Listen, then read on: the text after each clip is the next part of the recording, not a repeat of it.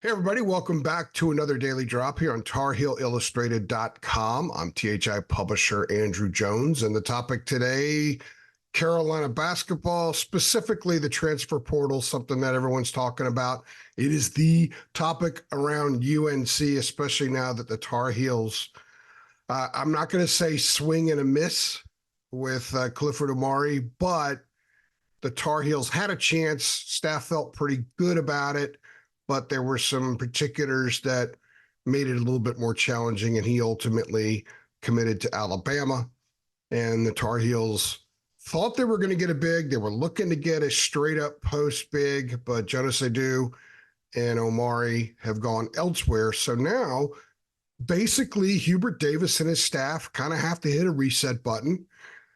And also Monday, by the way, Adu Thiero from Kentucky had announced he was transferring to Arkansas, but we posted on our board that we thought that Carolina pulled back some from that recruitment. There hadn't been a lot of activity for a while, so I don't consider that a loss for UNC. I think the staff had been prepared to go in a different direction, especially since they were thinking if they could get Amori, they wouldn't need Thiero. Because I think that they like everything else that they have. So what that means now is the staff has to sort of sit back and say, okay, what exactly do we need to get now? Where do we need to go with this? There are still quite a few players out there that I think could help this team. We ran a piece on Sunday afternoon listing 9 players, and there are more than 9 I think they could help the club, but that would sort of fit in the range of a big forward, a rebounding forward, most of whom can step out and shoot maybe 15-footers. Some can shoot from 3. I think you're looking at a situation where you're probably going to rotate a lot. I don't think that they're going to land someone that's going to play 30 minutes a game. I've been talking about that for a while anyway. In fact, I did a drop about a week ago about where I hit on some of that. I think Jacob and I spoke about it in our basketball show the other day as well. So I'm going to address a couple of things right now that I know a lot of you are thinking. A lot of people are DMing and texting and emailing and all that kind of stuff and posting on our message boards. And I see a lot of it on Twitter. So I'm going to kind of hit on a few of these things here in this daily drop, which, by the way, if you want to be a premium subscriber to THI and get a ton of stuff with that we never talk about on these podcasts, that we never put in front page free content, just $8.33 a month. Same price it has been for 10 years, guys. I mean, it's a no-brainer. Honestly, we should raise the price. We should raise it by $5 or $6 a month because everything else has gone up at least that much. But we haven't. Take advantage now before it happens because you never know. Price could go up in the coming months. So hop on board right now. 1-year subscription, just $8.33 a month. Okay. So the frustration right now that so many of you are feeling is fair. I get it. I can totally understand the valid frustration that you have. With that frustration has come some questions about Hubert, about the program, about NIL, about TJ Beisner, who runs the NIL for Carolina. A lot of questions have spawned from not landing Jonas Adu and not getting Clifford Omari. And so people think there have been other misses. There weren't. I don't believe so. And I'm going to call Omari a soft miss because I think there were factors at play that in the end, it wasn't maybe worth Carolina going all in. And we've discussed a lot of those specifics on our board. Don't want to get into that here because I don't want to have a 35-minute daily drop. So I get the frustration. I think you're totally entitled to have that, to express that, but also understand that you're maybe at halftime because there's still plenty of time to land somebody. They didn't get Pete Nance a couple years ago till June. They got Dawson Garcia very late in the summer before. Now, I know that Garcia didn't work out. I know that Nance, from a playing perspective, didn't fit as much as people thought he would initially. It doesn't matter. They still got him. They got a guy who played in the NBA some last year. So there is time. And I would dare say there's plenty of time, meaning a month from now, they could still find somebody. I think some of these kids are going to be out there for a while.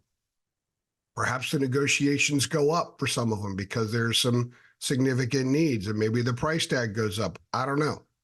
That'll be interesting to see how Carolina handles that, which brings me to the next point. NIL is not an issue, guys. Carolina has the money, but Carolina is just not going to throw money out there just to put together a roster. A lot of people think that's all they need to do, just go out and buy the best players. But if you guys have learned anything the last 2 years, the importance of fit and chemistry are huge.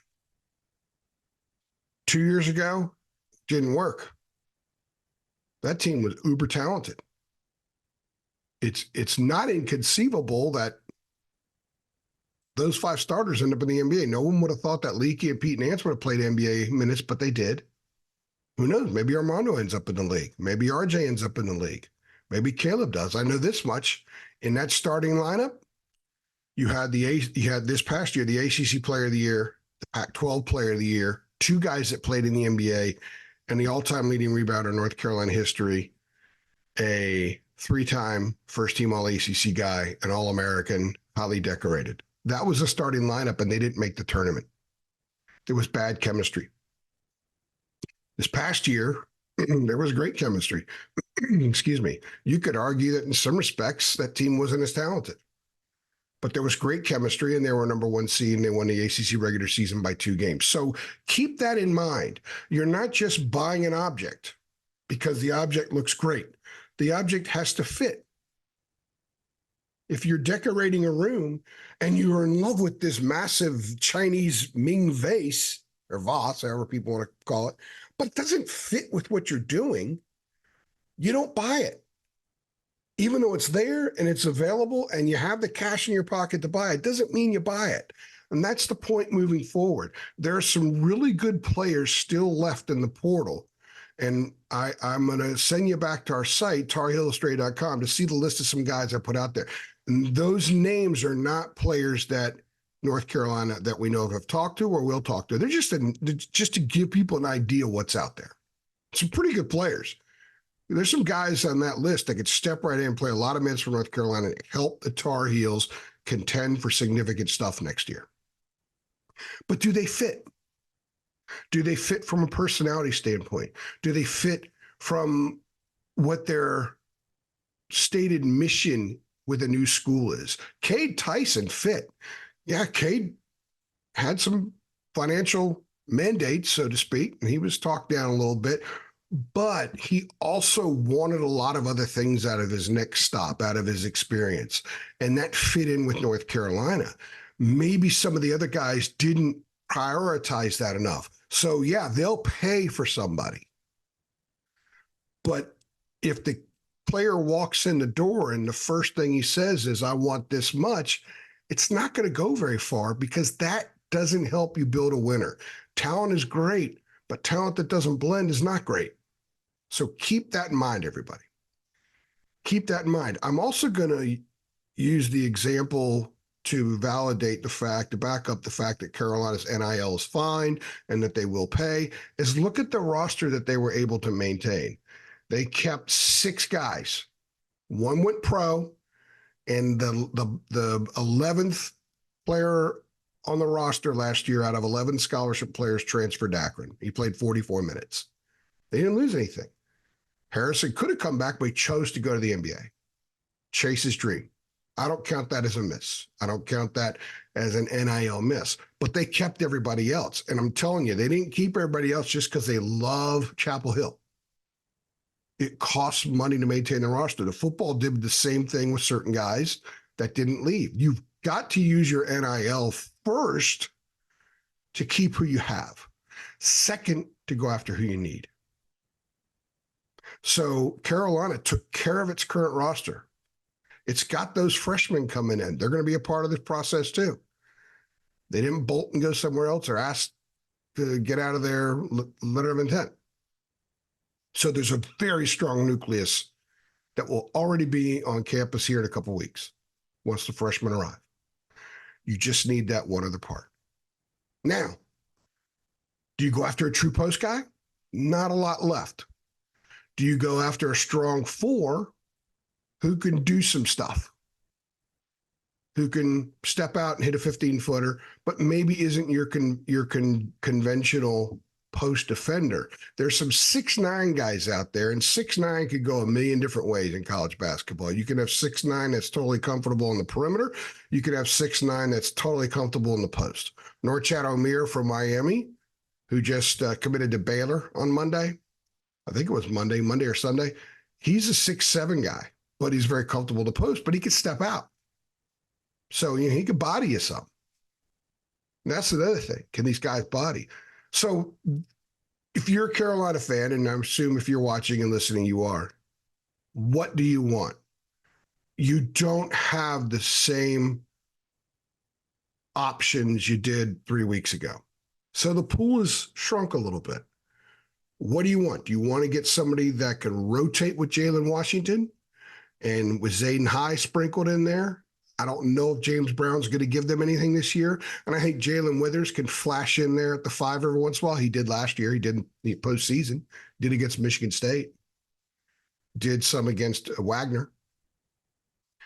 Or do you think they still need to go get someone who's a straight-up post guy who could give them 25 to 30 minutes? I think there's some fours that can give them a lot of minutes.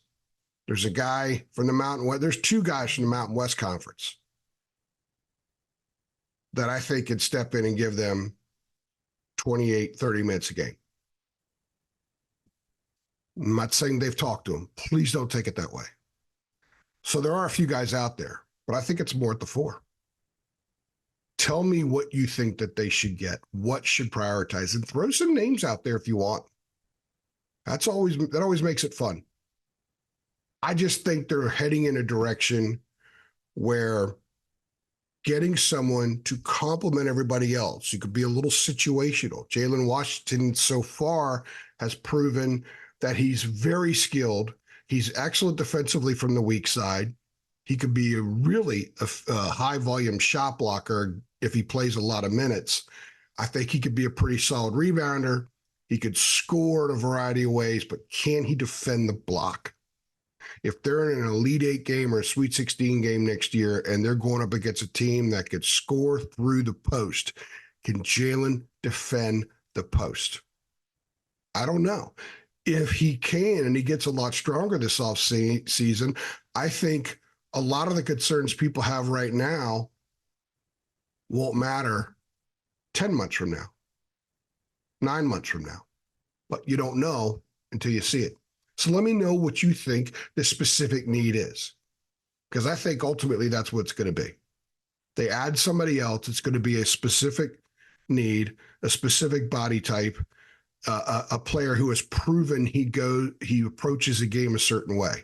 And I think it's going to be with toughness, with a little bit of grizzled stuff. I think it's going to be someone who could score some, but someone who can post up defensively in the block, use their body to push a guy off the lower block. You got to have some of that ability. Even if you're a 6'8", 4, but you're strong. And Carolina can weave that in at times they need it. That's probably where they're headed. But I don't know. Because right now, with the staff sort of resetting things, I don't know if anybody knows. I think they're trying to figure it out. They've still got some lines in the water, but they might have to refocus and reshift. And the good thing is for Carolina is there's still time to do that, and there's still some pretty good players out there. So let me know what you think. Let me know what you want. And if you're frustrated, express it. But if you're also optimistic, express it as well. I think you should be, because I do think that some guys that are out there that they have a chance to land, that just from a basketball standpoint, I don't know them personally. I don't know how they would fit into the culture. I don't know what kind of money any of these guys would be asking for right now. But from strictly a basketball standpoint, there's some guys out there that can make North Carolina a lot better and help a lot immediately. And I have a feeling that North Carolina will try to get a couple of these, land one by talking to a few guys. And if it happens, Tar Heels will be a lot better. They're already going to be really good, but they still need that piece. If you're excited about the opportunity that North Carolina can find another guy, because there's some good ones out there, go ahead and click like in this video. If you're frustrated, but you are still going to give it time and you know that in the end, North Carolina should be able to land somebody, go ahead and click like on this video. If you feel better about NIL now than you did 25 minutes ago, go ahead and click like on this video. If you like the video, go ahead and click like on the video. Make sure you subscribe to our channel and hit the notification bell so you get updates every time we upload a video, which is often. And tell your Carolina friends we're here. Tell them we're here. A lot of Carolina fans still don't know we are around, so let them know we are here. And don't forget, guys, just $8.33 a month. Go over and sign up to our site. If you want more of these videos, it helps us stay in business. We are a business. We are a media outlet, and we are a business. It costs money to do business. So the more people that sign up, the better. And make sure you take advantage before any prices are raised. I'm not saying they're going to be raised, but at some point they have to be because everything else has gone up. So hop on board now. I'm AJ. Thanks for stopping by.